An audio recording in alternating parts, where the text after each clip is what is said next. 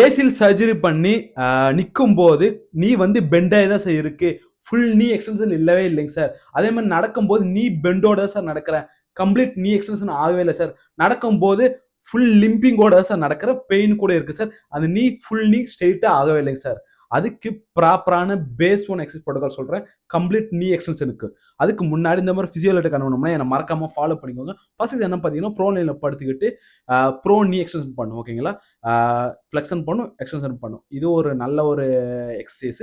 ரெண்டாவது எக்ஸசைஸ் பார்த்தீங்கன்னா அதே சுப்பையில் படுத்துக்கிட்டு நீங்கள் ஐசோமெட்ரிக் நீ எக்ஸ்டென்ஷன் பண்ணும், ஓகே? கீழே டவல் வச்சுட்டு இல்லைன்னா ஏதோ ஒரு ஃபோம் ரோல் வச்சுட்டு நல்லா ப்ரெஸ் பண்ணும், நீ எக்ஸ்டென்ஷனும் பண்ணும், ஓகேங்களா?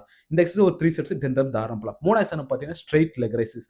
கம்ப்ளீட் நீ எக்ஸ்டென்ஷனோட ஆங்கிள் வந்து டார்சி ஃப்ளெக்ஷன் இருக்கணும். ஒரு 60 டிகிரிக்கு மேலே வச்சுட்டு ஹோல்ட் பண்ணும், பொறுமையாக கீழே இறங்கணும். 4 எக்ஸசைஸ் பார்த்தீங்கன்னா prone leg extension, prone hip extension. அதுவும் ப்ரோன்ல படுத்துக்கிட்டு ஹிப்பு ஸ்ட்ரெயிட்டாக இருக்கும், நீ ஸ்ட்ரெயிட்டாக இருக்கும், நல்லா லிஃப்ட் பண்ணும். அதே 5 எக்ஸசைஸ் பார்த்தீங்கன்னா சீட்டட் நீ எக்ஸ்டென்ஷன், சேர் பொசிஷன்ல சீட் பொசிஷன்ல உட்காந்துக்கிட்டு நீ எக்ஸ்டென்ஷன் பண்ணும். இந்த 5 எக்ஸசைஸ் பண்ணாவே நீங்கள் இயர்லி ரீஹாப்ல உங்களோட நீ எக்ஸ்டென்ஷனும் ஃபுல்லாக கொண்டு வந்துடலாம், ஓகேங்களா?